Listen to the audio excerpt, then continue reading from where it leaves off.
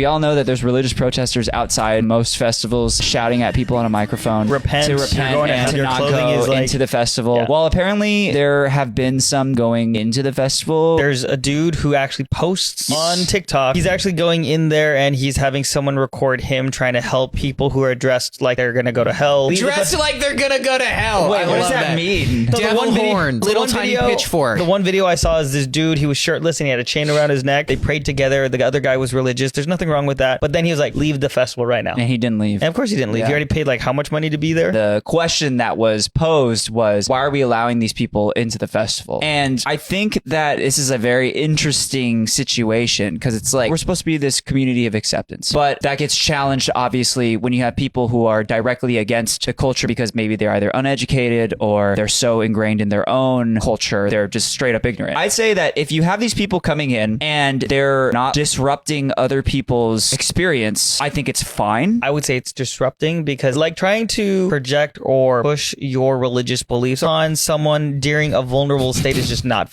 cool. There's a bunch of those protesters who would go to universities. I went to UC Davis and they would constantly be like shouting and yelling disgusting things. They're waiting outside of classes for these students who have no choice but to be there to come and listen to them. Being at a festival, some people are on drugs, some people are drunk, and then you have someone yelling at you about how ugly you look. Now people are feeling uncomfortable. I went to look at this guy's account. Him and his squad, him and his tabernacle. Yeah, exactly. They got into EDC Orlando and they were able to recruit some people. If you are a person at the festival and you come up to these people, that's your choice. Like, that's your autonomy. Like, there are people who are standing outside of the festivals handing out flyers for the next one, right? I know it's not the same thing. I mean, it's technically still soliciting, but it should occur outside. If you're soliciting internally, even if it's just conversations that someone did not approach you about or consent to, you don't need to go out and find people. The carts that sell the hot dogs, they're not allowed in the festivals. If there's one that gets into the festival, they're going to kick them out. It should operate as kind of the same thing, you know? I think the solution lies in the power that the consumer has. If you do not think that that should be occurring, there should be clearly stated a no soliciting rule. And if there isn't one at the festival or on your ticket, you should advocate for it through whatever channels you can with the festival provider. If you are religious and you think that there are people that could be saved on the actual campus, you should contact your local church that does not pay taxes. You can take your tax-free money and you can go buy a booth and you can hand out Bibles from your specific booth. Now, you cannot do that without the pre-approval. At that point, you are soliciting, you're freaking people out. If I was on drugs or just even having a good time, if someone tapped on my shoulder and was like, "Have you thought about Jesus today?" I would freak the fuck out. I saw some comments on this guy's post. Some of the top comments on there were just like, I consider myself a religious person, but I also love electronic music. And I'm going to be honest, I've experienced a lot more acceptance at these events than when I go to church, which is valid.